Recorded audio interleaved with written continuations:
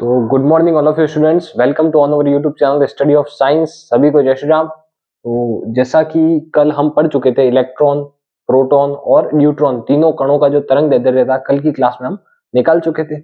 आज की क्लास में हम निकालेंगे त्वरित अल्फा कण का तरंग दैर्ध्य। आज के हमारे मेन दो तरंग दैर्ध्य निकालने, एक तो अल्फा कण का निकालना है और दूसरा जो बाकी था न्यूट्रॉन का। तो बाकी सब तरंग दैर्ध्य तो एक ही फॉर्मूले से निकलते हैं, पर सबसे जो अलग निकलता है वो है न्यूट्रॉन का। न्यूट्रॉन का तरंग दैर्ध्य इस फॉर्मूले से नहीं निकलता है, थोड़ा चेंज कर कर निकलता है। तो वीडियो को एंड तक जरूर देखना। अभी हम पढ़ेंगे अल्फा कण का तरंग दैर्ध्य। अल्फा कण का तरंग दैर्ध्य के लिए फॉर्मूला आप सब जानते हैं, वही फॉर्मूला जो हर बार अप्लाई होता था। Lambda alpha equals to H upon root two M alpha Q alpha और वी। ये है हमारा क्यू अल्फा। अल्फा कण के रूप में हमने क्या लिया है यहाँ पर, आज हीलियम लिया है।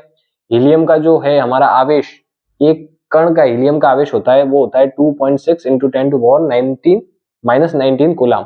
हीलियम का जो द्रव्यमान होता है, यानी हमारा क्या हुआ, एम अल्फा मास होता है, द्रव्यमान होता है वो होता है 4.67 इंटू 10 टू पावर -27 केजी। और एच प्लांक कांस्टेंट, प्लांक नियतांक, इसकी वैल्यू तो कांस्टेंट है, फिक्स होती है 6.62 into 10 to power -34 joule into second. अब ये सारी वैल्यूज हम इस फॉर्मूले में पुट कर देंगे और अल्फा कण का तरंग दैर्ध्य निकालेंगे। तो lambda alpha equals to H की वैल्यू हम भर देंगे, lambda alpha equals to 6.62 into 10 to power -34 upon root as it is 2 as it is. अब यहां से हम पढ़ेंगे इसका मास कितना होता है, वो होता है गुणा 4.67 इंटू 10 टू पावर -27। ओके, अब यहां से आवेश भर देंगे। आवेश जो है 2.6 into 10 to power -19 multiply 2.6 into 10 to power -19। ये रूट आगे बढ़ रहा है, ये h की वैल्यू आपने लिख दी हो तो मैं मिटा देता हूं। h कांस्टेंट है, h की हर बार वैल्यू सेम ही रहती है, इसलिए h की वैल्यू तो आपको याद हो गई होगी अब तक, 2.6 इंटू 10 टू पावर -19। और बचा हमारा v, तो v आता है एज इट इज, v आ गया हमारा एज इट इज। जब इस पूरी वैल्यू को जब हम सॉल्व करते हैं तो फाइनल जो आंसर आता है हमारा, जो तरंग दैर्ध्य आता है वो अल्फा कण का, हीलियम कण का जो तरंग दैर्ध्य आएगा वो हमारा आएगा 0.1012 बाय रूट वी एंगस्ट्रॉम।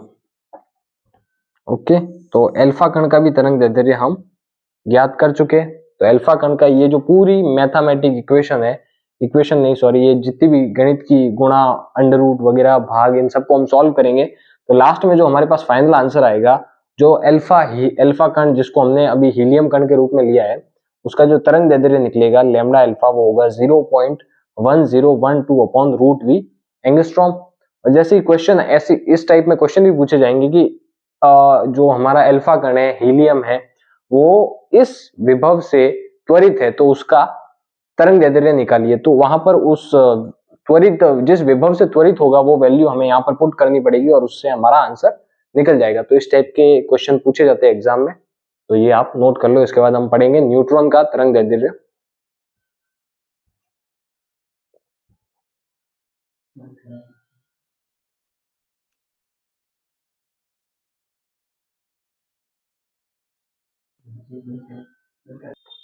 हाँ, तो अब हम निकालेंगे त्वरित न्यूट्रॉन का तरंग दैर्ध्य। इससे पहले हमने अल्फा कण का निकाल दिया है, अब निकालेंगे त्वरित न्यूट्रॉन का तरंग दैर्ध्य। सबसे अलग फॉर्मूला जो है वो त्वरित न्यूट्रॉन के लिए ही लगता है और बहुत ही इंपॉर्टेंट है। उसका फॉर्मूला होता है lambda N equals to H upon root two M N E. Okay, तो ये है हमारे त्वरित न्यूट्रॉन का तरंग दैर्ध्य निकालने का फॉर्मूला। यहाँ पर ई की जगह जो वैल्यू पुट करेंगे हम, वो होगी के टी। यहाँ पर k जो है वो है बोल्ट्जमैन नियतांक और उसकी वैल्यू जो होती है वो होती है 1.38 मल्टीप्लाई 10 टू पावर -23। और जो द्रव्यमान होता है न्यूट्रॉन का वो होता है 1.67 इंटू 10 टू पावर -27 केजी। तो सारी वैल्यूज हम पुट कर देंगे इसमें। यहाँ से मैं लिख रहा हूँ lambda N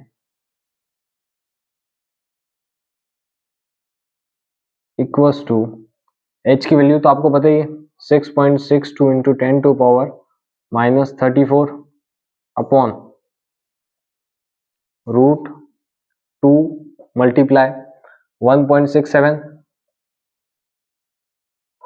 into 10 to power -27।